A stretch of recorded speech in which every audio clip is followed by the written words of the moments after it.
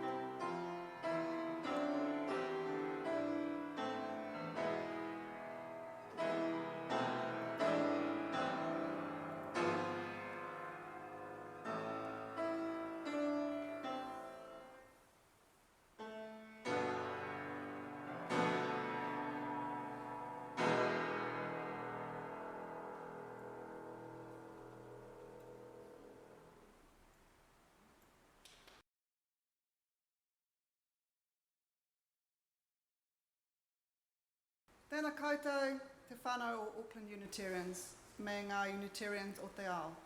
Tēnā koutou ngā manuhiri, nau mai haere mai, haere mai ki tō tātou whānau. Haere mai ki te hui o te rānei, haere mai ki tēnei whare karakia o te atua. Ko Rachel Mackintosh tōko ingoa, nō reira, tēnā koutou, tēnā rā tātou katoa. Welcome to you all. My name is Rachel Mackintosh and I'll be leading the service this morning. Welcome to you, to your joys and your sorrows, your memories and your hopes, your nightmares and your dreads, your bodies and your hearts, your mysteries and your minds. You are all welcome as you are, as you will be. May you be whole here, with cracks and all. May you share in this community may we be connected gently, our humanity entire. May we use what we find here to add light and lightness, courage and action to the world.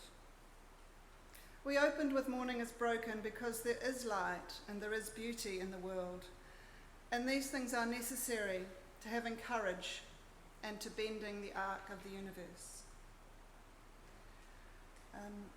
I've asked Paul if he would light the chalice for us. The words from the chalice lighting come from Glenn Colquhoun, and if you have a candle at home, this is the time for you to light it. When I am in doubt. When I am in doubt, I talk to surgeons. I know they will know what to do. They seem so sure. I once talked to a surgeon. He said that when he is in doubt, he talks to priests. Priests will know what to do. Priests seem so sure. Once I talked to a priest. He said that when he is in doubt, he talks to God. God will know what to do. God seems so sure. Once I talked to God. He said that when he is in doubt, he thinks of me. He says that I will know what to do. I seem so sure. And now Alex will put the words for the covenant on the screen, and if you would like, you're welcome to say them with me. Love is the doctrine of this church. The quest for truth is the sacrament, and service is its prayer. To dwell together in peace, to seek knowledge in freedom, to serve humankind in fellowship, to the end that all souls shall grow in harmony. Thus do we covenant with each other and with our God. My reading today is La Muerta by Pablo Neruda. I'm reading it in English. I practiced it in Spanish and I decided my Spanish wasn't quite good enough.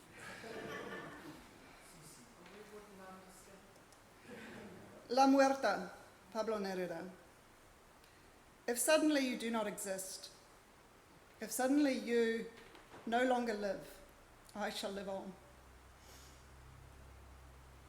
I do not dare to write it if you die. I shall live on. For where a man has no voice, there my voice. Where blacks are beaten, I cannot be dead. When my brothers go to prison, I shall go with them. When victory, not my victory, but the great victory comes, even though I am mute, I must speak. I shall see it come, even though I am blind. No, forgive me. If you no longer live, if you, beloved, my love, if you have died, all the leaves will fall in my breast. It will rain on my soul all night, all day. The snow will burn my heart. I shall walk with frost and fire and death and snow. My feet will want to walk to where you are sleeping. But I shall go on living. Because above all things you wanted me indomitable. And my love, because you know that I am not only a human being, but all humanity.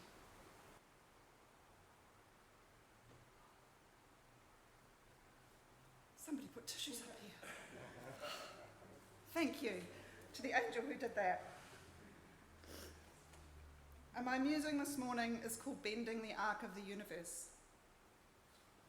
Alice laughed. There's no use in trying, she said. One can't believe impossible things. I dare say you haven't had much practice, said the Queen. When I was your age, I always did it for half an hour a day.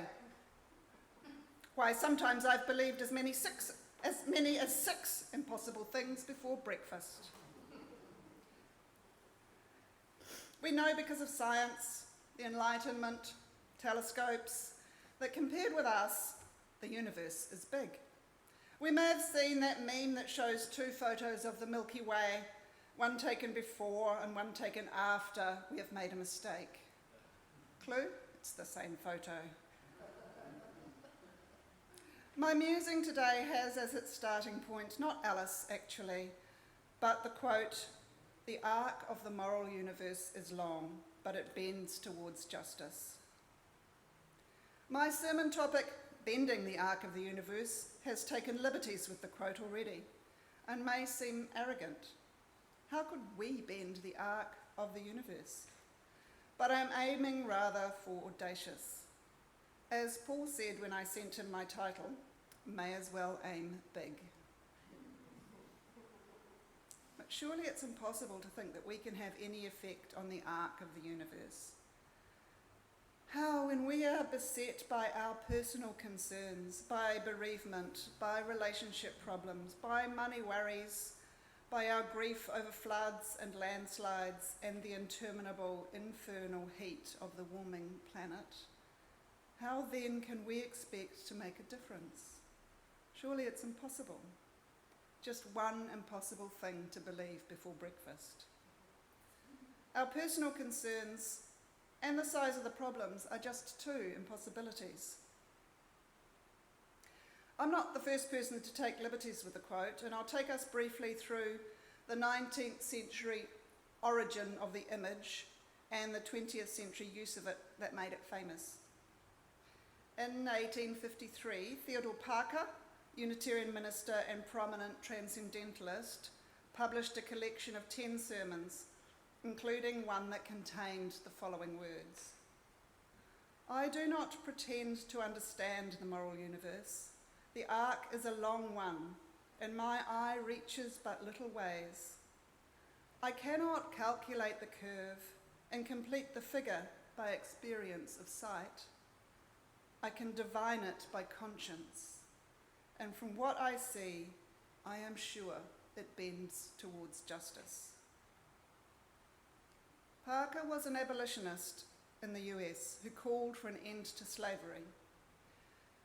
At that time, in the mid-19th century, Unitarians were Christians who believed in God. In his sermon, Parker went on to say, "Things refuse to be mismanaged long. Jefferson, who owned slaves, trembled when he thought of slavery and remembered that God is just. Ere long, all America will tremble." Parker was right about that, as the American Civil War was not long in coming.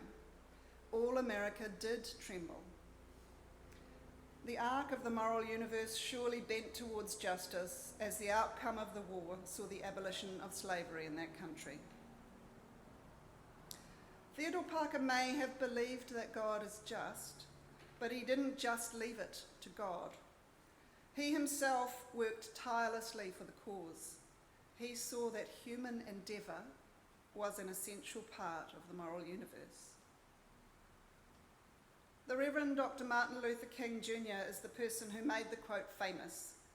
He took Theodore Parker's image of the arc of the universe, and he too applied it with reference to what humans do.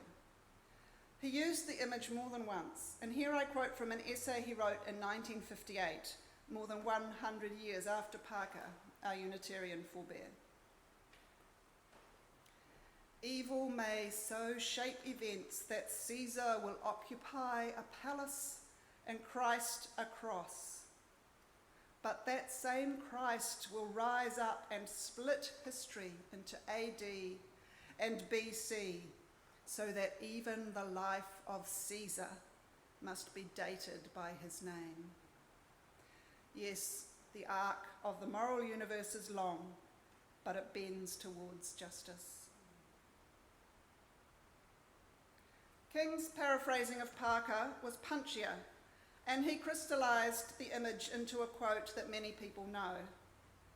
His was more a call to arms, and Obama would half a century later have the words woven into a rug in the Oval Office. Words to inspire, then. Like Parker, King too saw human endeavour as an essential part of the moral universe. He was a key player in the successful campaign for desegregation in the American South. The arc of the moral universe is long, but it bends towards justice. How do these words sit for us, Unitarian Universalists in Aotearoa in 2024. I first heard them used by Clay Nelson from this pulpit sometime in the past 9 years. They are hopeful words. For Theodore Parker and Martin Luther King, they were firmly rooted in Christian belief. God is just, Christ rises up, and humans are part of the moral universe. Acting from a belief that God is just, humans can contribute to the arc of the moral universe. For us, without a necessary belief in God, without a belief in a literal resurrection, can we just drop the word moral, as Obama did incidentally, and carry on? Or is our lack of a belief in God another thing that presents us with the impossibility of bending the arc of the universe? We already have our personal concerns. We already have the size of the problems. Do we also have our lack of a creed? Are we adrift in the moral universe? I say no. We may not have a creed, but our faith matters. We are all motivated in some way to be here. Our inspirations may be disparate, for we hold to the principle of a free and responsible search for truth and meaning, or to the value of pluralism. However we see that truth or meaning, whatever of various mysteries inspires us, we have come here to be together today in this community. Clay used to talk about becoming fully human, about our transformation as individuals and as a community. To be fully human, I say our faith matters. What we do matters. And to be fully human, to exercise our faith, we have to get out of our heads sometimes and engage with the other things that make us human. What arrests you? What takes your breath away? What makes you leave your head and pause in wonder? Is it the size of the universe? Is it the perfection of a flower? Is it love? Is it God? Is it the good that people do? The kindness of strangers? Is it walking with frost and fire and death and snow? Is it a forest or an ocean or a tree? Is it a tune or one exquisite note? Is it the beauty of the truth that, at an atomic level, solid things are mostly space? Is it the ungraspable nature of time?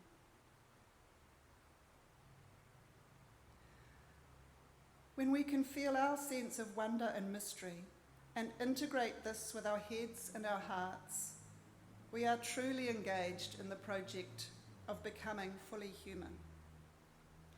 And when we are thus fully human, we have navigated and made possible that impossibility of apprehending the arc of the moral universe without a creed to guide us. Which leads us to human endeavour. What is to be done?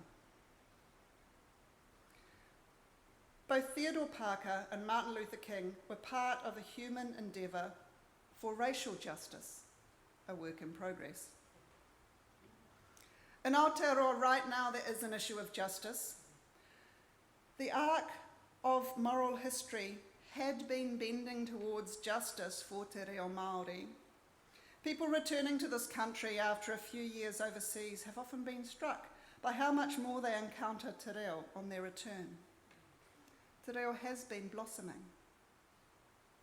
This progress, this arc, now faces a serious threat, with current government coalition agreements committed to minimising te reo and casting the English language, the most spoken language on the planet, as some kind of victim in need of protection in the form of official status. To give this threat some context, Let's consider the nature of the taonga that is language, that is knowledge. Those of us who are part of Clay's course on Islam may remember that during the so-called Dark Ages, when Western and Northern Europe basically lost all the scientific knowledge of the Greeks and Romans, the universities of the Islamic world kept the knowledge alive. Without that, because of its abandonment in the West, the knowledge could have been lost forever. In 1907, in New Zealand, an Act of Parliament was passed, the Tohunga Suppression Act. That Act forbade the practice of mātauranga Māori, or Māori knowledge, for health or other purposes. The Act didn't call it mātauranga Māori. It called it, quote, pretending to possess supernatural powers in the treatment or cure of any disease or in the foretelling of future events or otherwise. Close quote. The deliberate suppressing of knowledge in this way, in an oral tradition, could have seen it die out completely if it hadn't simply gone underground. And having mātauranga Māori driven underground, marginalised, pushed to the side, is just one part of the injustice that persists in this country. I draw the comparison of that event to what is happening today to illustrate the seriousness. Te reo Māori is not actually banned, but it is being marginalised and pushed to the side. Without support, it could so easily wither and perish. I believe this moment in our history gives us a focus for our human endeavour. We can stand up for te reo Māori. We can talk about waka kotahi and te whatu ora instead of the New Zealand Transport Agency or Health New Zealand, to keep the knowledge alive. We can support the learning of te reo for Māori people, and we can learn it ourselves. We can make a simple statement for our congregation, something like, te reo Māori is welcome here. We can gather when called. We can make submissions on any plans to marginalise and minimise and otherwise suppress. Having navigated our impossibilities, having embraced the project of becoming fully human, we can bend the arc of the universe towards justice, and we can start now. In the words of Joan Baez, every day on earth is another chance to get it right. So be it. Thank you, and it's the time for extinguishing the chalice. Paul, would you mind? There is a snuffer there. And the words are on the screen. We extinguish this flame, but not the light of truth, the warmth of community, or the fire of commitment. These we carry in our hearts until we are together again.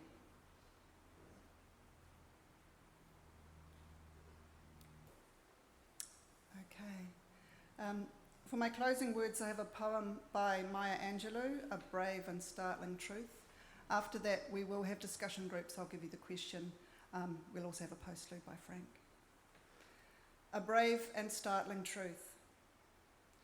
We, this people, on a small and lonely planet, travelling through casual space, past aloof stars, across the way of indifferent suns, to a destination where all signs tell us it is possible and imperative that we learn a brave and startling truth.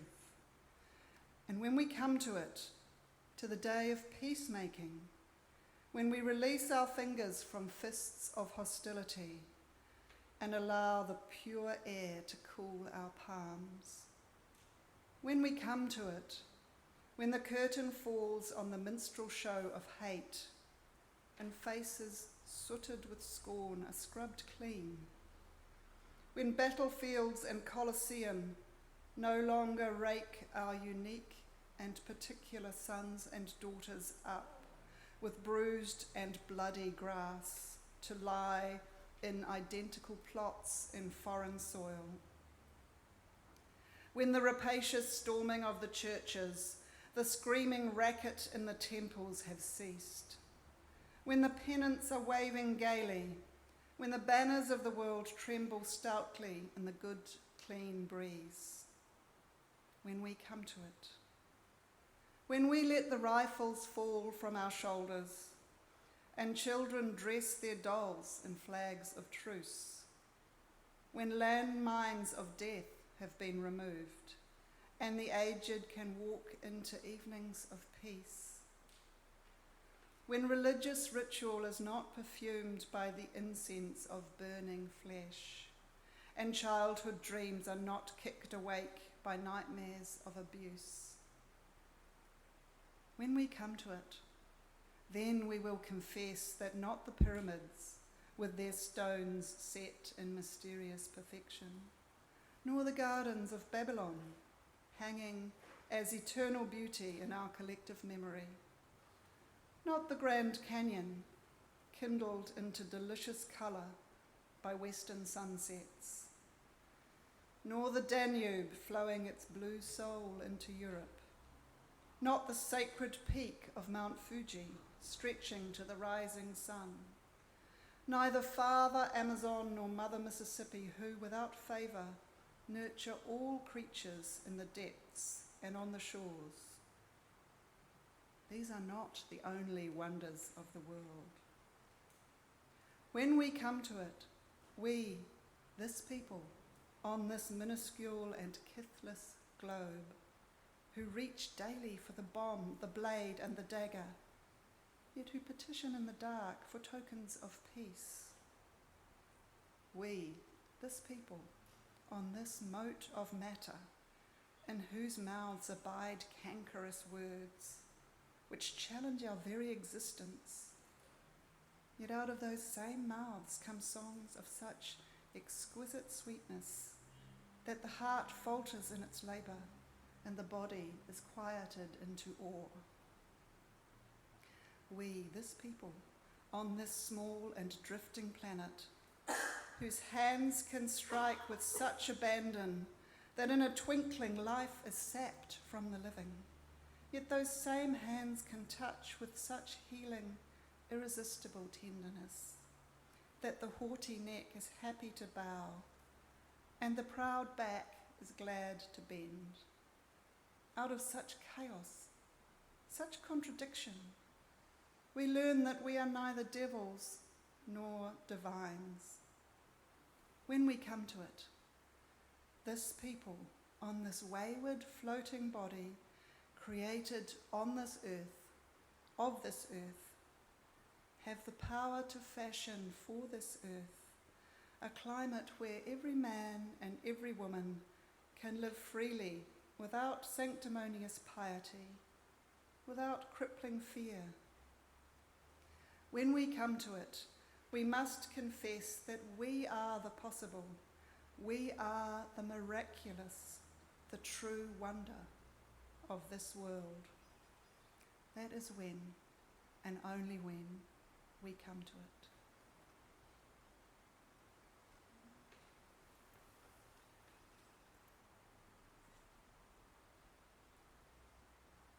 And now I ask Frank to play our Prelude, which is Granada Vals Poeticos, numbers 1 and 2.